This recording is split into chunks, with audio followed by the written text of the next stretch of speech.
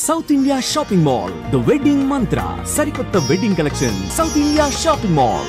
Welcome to Suman TV. నేను మానస. Covid cases విస్తారంగా పెరిగిపోతున్నాయి. ముఖ్యంగా తెలుగు రాష్ట్రాల్లో కూడా గత వారం రోజులుగా కేసులు పెరిగిపోతున్నాయి. చిన్న పిల్లలకి అలాగే డాక్టర్స్కి కూడా, కుక్కట్పల్లిలోని ఒక డాక్టర్కి కూడా ఈ కోవిడ్ సోకినటువంటి పరిస్థితి మనం చూస్తున్నాం. మరి ఈ నేపథ్యంలో ఇప్పుడు కొత్త వేరియంట్ JN1 ఎటువంటి ఎఫెక్ట్ ఉంటుంది, అంత భయంకరంగా ఉంటుందా, ఎలాంటి జాగ్రత్తలు తీసుకోవాలి అనే విషయాలు మనం మాట్లాడదాం. మనతో పాటు ఉన్నారు సీనియర్ జనరల్ ఫిజిషియన్ డాక్టర్ ప్రభు కుమార్ గారు. వారితో మాట్లాడదాం. డాక్టర్ గారు నమస్కారం అండి.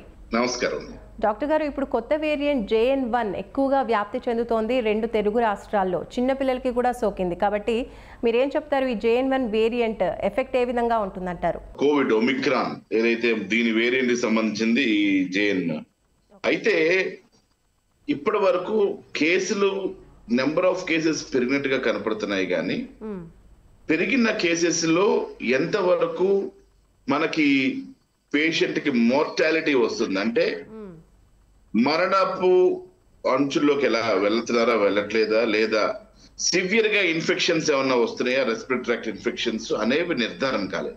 ఒక శుభపరిణామంగా పరిగణించవచ్చు. ఇప్పటి వరకు ఉన్నటువంటి కేసుల్లో మనకి మోర్టాలిటీ గానీ డెత్ రేట్ గానీ ఏమీ కనిపించినట్టుగా లేదు. కాబట్టి మనం అంత భయాందోళన ఉన్నటువంటి పరిస్థితి, అంత భయాందోళన చెందాల్సిన అవసరం లేదు. అయితే ప్రాముఖ్యంగా మనం గమనించాల్సిన విషయం ఏంటంటే, ఇప్పుడు రికార్డ్ అయ్యే కేసుల్లో ఇప్పటి వరకు జరిగినటువంటి ఇష్యూస్ అన్నింటిలో కూడా ఎల్డర్లీ పేషెంట్స్ 70 years ఉన్నటువంటి వాళ్ళు ఎవరో మరణించినట్టుగా ధృవీకరించబడింది తప్పించి యంగ్స్టర్స్ గాని ఆరోగ్యవంతులు గాని ఇది రాగానే మరణించినట్టు గాని ఆరోగ్యం పాడినట్టు గాని మనకి అఫీషియల్ గా ఎక్కడి నుంచి ఇన్ఫర్మేషన్ లేదు. ఇది ఒక భయంకరంగా వ్యాప్తి చెందిన వైరస్ అన్నట్టుగా మనకి ఎక్కడ కూడా ఇన్ఫర్మేషన్ లేదు. అయితే ఇది మ్యూటేషన్స్ జరుపుకుంటుంది కాబట్టి, ఈ వైరస్ అనేక రకాలుగా మ్యూటేషన్స్ జరుగుతున్నాయి కాబట్టి మనము వేచి చూడాల్సిన అవసరం ఉంది. ఇది ర్యాంపెంట్ గా బాగా ప్రబలుతుందా లేదు నెమ్మదిగా ప్రబలుతుందా అనేది మనం అన్ని ప్రస్తుతం చూడాల్సిన అంశం. అయితే ఈ ర్యాంపెంట్ గా ప్రబలినప్పటికి కూడా ఎంత వరకు ఇది ప్రాణానికి హాని కలిగిస్తుంది అనేటువంటి అంశాలు ఎంతవరకు కూడా మనకి రికార్డెడ్ గా ఏవి ఇన్ఫర్మేషన్ లేదు. కాబట్టి ప్రాణాంతకమైన ఇన్ఫర్మేషన్ లేదు కాబట్టి మనం యాజ్ ఆఫ్ నౌ అప్రమత్తంగా ఉండాలి, ఆందోళన చెందకూడదు. అప్రమత్తత అయితే అవసరం, ఎందుకంటే ఈ కోవిడ్ అయితే అనేక రకాలుగా వేరియేషన్స్ రూపాంతరాలు చెందుతున్నాయి కాబట్టి ఇది ఎన్ని రకాల వేరియంట్స్ తీసుకొస్తే ఒకవేళ ప్రమాదకరమైన వేరియంట్ ఏమన్నా తయారవుతుందా, తయారైతే మనం జాగ్రత్తగా ఉండడం, సన్నద్ధంగా ఉండడం ముఖ్యం. అసలు ఈ టైంలో మళ్ళీ ఇలా కోవిడ్ విస్తరించడానికి గల రీజన్ ఏంటంటారు? ఫస్ట్ ఆఫ్ ఆల్, ఈ కోవిడ్ ఇతర దేశాలలో ముందు ప్రబలిందమ్మా. ఏది శ్రీలంక, మలేషియా, సింగపూర్, కొన్ని దేశాల్లో ప్రబలింది. వాళ్ళు మళ్ళీ చక్కగా అక్కడి నుంచి యాస్టేజ్ గా మనకి ట్రాన్స్పోర్ట్ మనకి ఎక్కువ ఉంది, ఎయిర్వేస్ ఎక్కువ ఉన్నాయి. ఇప్పుడు బాగా జనాలు ప్రయాణాలు చేస్తున్నారు. అటు విజిటింగ్ టూరిజం వెళ్ళిన వాళ్ళు కానివ్వండి, జనరల్ గా వెళ్ళిన వాళ్ళు కానీ ఎవరైనా సరే అటు నుంచి ఈజీగా వృత్తిపరంగా వెళ్ళిన వాళ్ళు కానివ్వండి, టూరిజం కోసం వెళ్ళిన వాళ్ళు కానీ దాన్ని సోకి ఇప్పుడు మీకు జనరల్ గా కేరళ ఎక్కువ ట్రావెలర్స్, కేరళ, తమిళనాడు వీళ్ళు ట్రావెలర్స్ ఎక్కువ. వాళ్ళు ఇతర దేశాల్లో పనులు బాగా చేస్తూ ఉంటారు. దుబాయ్ ఇలాంటి దేశాల్లో బాగా పనులు చేస్తూ ఉంటారు, జాబ్ కూడా చేస్తుంటారు ఎక్కువ శాతం మంది ట్రావెలింగ్ చేసి. కాబట్టి ఈ ట్రావెలర్స్ దీన్ని ఈజీగా మళ్ళీ మన దేశంలోకి తీసుకొచ్చేసారు. ఇది కేరళ, తమిళనాడు, కర్ణాటక ఇలాంటి రాష్ట్రాలకు బాగా, ఢిల్లీ ఇలాంటి ప్రదేశాలకు బాగా జనాలు తాకి ఉండటం, ట్రావెలింగ్ ఉండటం వల్ల ఎక్కువ నెంబర్ ఆఫ్ కేసెస్ ఇమీడియట్ పెరుగుతాయి కదా వాళ్ళు తీసుకొచ్చినప్పుడు. పోనీ తీసుకొచ్చింది ఏమైనా వాళ్ళు ఖాళీగా ఉన్నారా, ఆ వైరస్ ఏమైనా ఖాళీగా ఉండదా? ఖాళీగా ఉండే రకం కాదు ఆ వైరస్. ఈజీగా దొరికిన వాళ్ళందరికీ ఇచ్చుకుంటూ పోయే వైరస్ అది. ఏముంది, గాలిలో వ్యాప్తి చెందేది. ఊరికి తుమ్మినా దగ్గినా ఎక్కడ వాళ్ళు కొంచెం వైరస్ వదిలిపెట్టినా వెంటనే వేరే వాళ్ళకి వ్యాప్తి చెంది. అందుకనే ప్రేక్షకులు, మన సుమన్ టీవీ ప్రేక్షకులు, ప్రజలు గుర్తుపెట్టుకోవాల్సింది ఏంటంటే, ఈ కోవిడ్ ఎప్పుడైతే మీకు జనరల్ కోల్డ్ రానివ్వండి, అంటే సింపుల్ గా ఇన్ఫ్లుయెన్జా వైరస్, జలుబు వైరస్ కానివ్వండి, కోవిడ్ వైరస్ కానివ్వండి, ఏదైనా సరే మీకు జలుబు, ముక్కు దబ్బడ, ఇబ్బంది ఎన్ని ఉంటే మీరు చేయాల్సిన పని ఏంటి, కామ్ గా ఇంట్లో కూర్చోవటం, ఐసోలేట్ చేసుకోవడం. ఎప్పుడైతే మీరు ఇంట్లో ఐసోలేట్ చేసుకుంటారో మనము ఈ వైరస్ బారిన పడకుండా ఉంటాము. అంటే ఎవరు ఫస్ట్ ఆపాల్సింది, వైరస్ సోకినటువంటి వ్యక్తులు ఏం చేయాలి, వైరస్ ప్రబలకుండా తమను తాము ఐసోలేట్ చేసుకోవాలి. ఫస్ట్ వాళ్ళు ఐసోలేట్ కనుక చేసుకుని వాళ్ళు స్వీయ నియంత్రణ అంటాం దీన్ని, వాళ్ళు గనక స్వీయ నియంత్రణ గనక స్వీకరించి ఎస్ మన వల్ల ఇది వ్యాప్తి చెందకూడదు అనేటువంటి బాధ్యతాయుతంగా వాళ్ళకంటే యంగ్ పీపుల్ వాళ్ళు ట్రావెలింగ్ చేసేవాళ్ళు నాకు జలుబు తగ్గే కదండి ఏముందని చెప్పి ట్రావెలింగ్ చేసుకుని తిరిగారు. ఇంకా ట్రావెలింగ్ చేసి వచ్చి మళ్ళీ ఆఫీసులకు వెళ్ళి అక్కడ 10 మందికి, ఇంట్లో 10 మందికి, ఆ చుట్టుపక్కల దారిలో వెళ్తా దారిలో 10 మందికి, 20 మందికి, ఎంతమందికి వస్తే మందికి ఫ్రీగా ఇచ్చుకుంటూ పోతా ఉంటే ఏముందమ్మా, ఎక్కువ రూపాంతరం చెందే అవకాశం ఉంది. కాబట్టి దీన్ని కట్టడి చేయాలని ప్రతి ఒక్కరు కూడా, బోర్డర్ లో సైనికులు ఏ విధంగా చేస్తారో ప్రతి ఒక్కరు కూడా ఇక్కడ మన సిటిజన్స్ కూడా సైనికుల్లా భావించి ఈ వైరస్ వ్యాప్తి చెందకుండా వాళ్ళకి రాగానే ఫస్ట్ ఇంట్లో ఐసోలేట్ అయ్యి చక్కగా మంచి మందులు వేసుకొని చక్కని నిద్ర, స్ట్రెస్ తగ్గించుకొని వాళ్ళు గనక మంచి పౌష్టికాహారం తిని రెస్ట్ తీసుకుంటే కోవిడ్ దానంతది వెళ్ళిపోతుంది.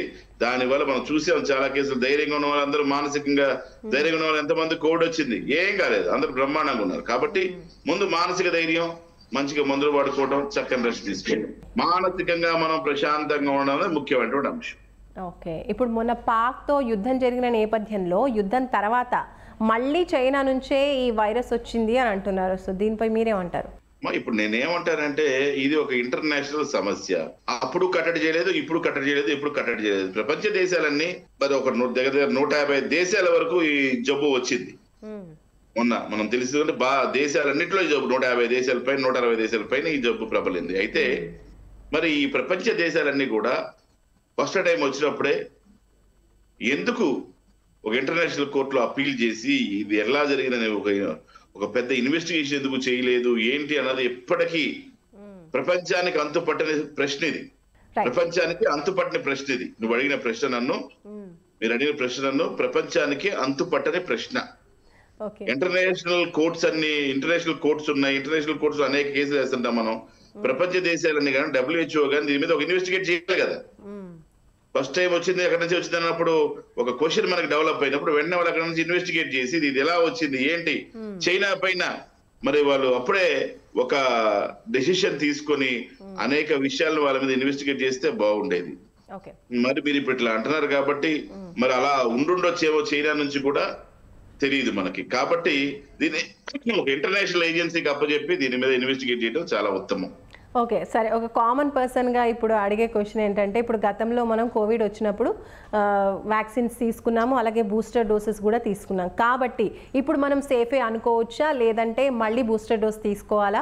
అంటే మీ శరీరంలో యాంటీబాడీస్ IgG, IgM అని యాంటీబాడీస్ ఉంటాయి. IgG యాంటీబాడీస్ లాంగ్ గా ఉంటాయి అనమాట. కోవిడ్ IgG యాంటీబాడీస్ కనుక కావాల్సినంత ఉందనుకోండి, మీరేం భయపడాల్సిన అవసరం లేదు. కోవిడ్ వచ్చినా కూడా మీ శరీరంలో యాంటీబాడీస్ దాన్ని ఖతం చేస్తాయి. సో కోవిడ్ టెస్ట్ చేసుకున్నప్పుడు తెలుస్తుందంటారా? IgG యాంటీబాడీస్ అనే పరీక్ష ఉంటుందమ్మా. IgG యాంటీబాడీస్ అనే పరీక్ష కనుక చేసుకుంటే, కోవిడ్ యాంటీబాడీస్ పరీక్ష చేసుకుంటే మనకి కోవిడ్ వచ్చినా కూడా ఏం కాదు. ఒకవేళ ఇప్పుడు ప్రతి ఒక్కళ్ళు వ్యాక్సిన్ తీసుకోవాల్సిన అవసరం లేదమ్మా. ఎవరైతే వ్యాధిగ్రస్తులు ఉన్నారో, ఇమ్యూనో కాంప్రమైజ్డ్ పేషెంట్ ఉన్నారో, లైక్ HIV, TB, తర్వాత డయాబెటీస్, హైపర్ టెన్షన్ లాంటి జబ్బులు, అనేకమైన కోమార్బిడ్ కండిషన్స్ లాంటి సమస్యలు ఉన్నవారు ఉన్నారో వాళ్ళు వ్యాక్సినేషన్ తీసుకోవటం మంచిది. మిగతా వాళ్ళకి పెద్దగా ప్రమాదం ఉండదు. ఎందుకంటే ఇంతవరకు ప్రమాదంగా ఉన్నట్టుగా మనకి ఎక్కడ కూడా కనిపిస్తలేదు. ఓకే, ఇప్పుడు మీరు అన్నట్టుగా ఇప్పుడు ఇతరత్ర హెల్త్ ప్రాబ్లమ్స్ ఉన్న వాళ్ళు జాగ్రత్తగా ఉండాలి అంటున్నారు. వాళ్ళు ఎలాంటి జాగ్రత్తలు తీసుకోవాలి మరి? ఇతరత్ర ప్రాబ్లమ్స్ ఉన్నటువంటి వాళ్ళు పౌష్టికాహారం తీసుకుంటూ, ఇలాగ నేను ఇందాక చెప్పా కదా, ఎవరికైతే కేవలం జలుబు కావచ్చు, కేవలం జలుబు వచ్చినప్పటికి కూడా వాళ్ళతో కూడా కేర్ఫుల్ గా డీల్ చేయటం అవసరం. జలుబు వచ్చినటువంటి వాళ్ళతో దూరంగా ఉండడం అవసరం. అసలే మీకు జబ్బు ఉంది, మీకు ఆల్రెడీ ఇమ్యూనిటీ కాంప్రమైజ్ ఉంది, కాబట్టి పౌష్టికాహారం, టైంకి మీరు వేసుకోవాల్సినటువంటి మందులు వేసుకోవటం, చక్కని నిద్ర, స్ట్రెస్ లేకుండా ఒక 8 గంటల పాటు అద్భుతమైన నిద్ర కనుక పోగలిగితే మీకు ఎటువంటి ఆరోగ్య సమస్య రాదు. సో ఈ రకంగా మనం చేసుకోవడం ద్వారా ముఖ్యంగా కోవిడ్ కానీ లేదా జలుబు లాంటి సమస్యలు ఉన్నటువంటి వాళ్ళు కానీ ఉన్నప్పుడు వాళ్ళతో దూరంగా ఉండడం అనేది వీళ్ళు చేయాల్సినటువంటి మొట్టమొదటి పని. ఇప్పుడు కాఫ్, కోల్డ్, వర్షాకాలం కాబట్టి మనం పిల్లల్లో కూడా తరచుగా చూస్తూ ఉంటాం. కాబట్టి ఈ కాఫ్, కోల్డ్ ద్వారానే మనకి కోవిడ్ అనేది కూడా సేమ్ సిమ్టమ్స్ అనేది చూపిస్తుంది. కాబట్టి పిల్లల్లో ఎక్కువగా ఈ ప్రభావం ఉంటుందంటారా, కోవిడ్ ప్రభావం? ఇక్కడ ఎట్లా అంటే అమ్మా, ఎప్పుడైతే మీకు జలుబు, దగ్గు, జ్వరము, గొంతు నొప్పి, శరీరం అంతా బాధ, ఇబ్బంది, అలసట మందులు వేసుకోగానే ఒక 5 రోజులు తగ్గిపోయింది అంటే ప్రాబ్లం లేదు. 5 రోజులు దాటి కూడా తగ్గకుండా గనక ఉంటే 5 days దాటిన తర్వాత కూడా మీకు తగ్గకుండా గనక ఉండి అదే విధంగా ఫీవర్ రైజ్ అవ్వటం, బాగా టెంపరేచర్ ఉండటం, జ్వరం ఉండడం, ఎక్కువ టెంపరేచర్ కంట్రోల్ లేకపోవడం, 104-105 డిగ్రీల టెంపరేచర్ రావడం, బాగా వీక్నెస్ అనిపించటం, అనీజీగా ఉండటం, ఇలాంటి సందర్భాలు కనుక ఉంటే అది మనము తీవ్రమైనటువంటి దగ్గు రావటం, ఆయాసం రావడం అలాంటి కనుక ఏమైనా ఉంటే మనం అది కోవిడ్ గా పరిగణించేటువంటి అవకాశం ఉంటుంది.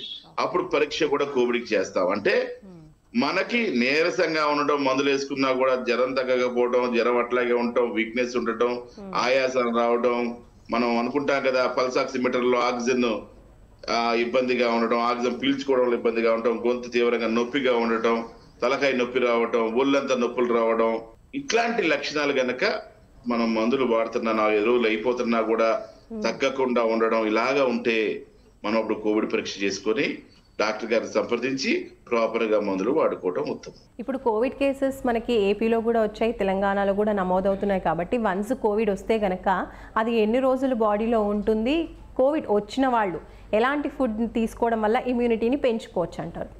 జనరల్ గా ఈ వైరల్ ఇన్ఫెక్షన్స్, ఇవన్నీ వైరల్ ఇన్ఫెక్షన్స్ అంటాం.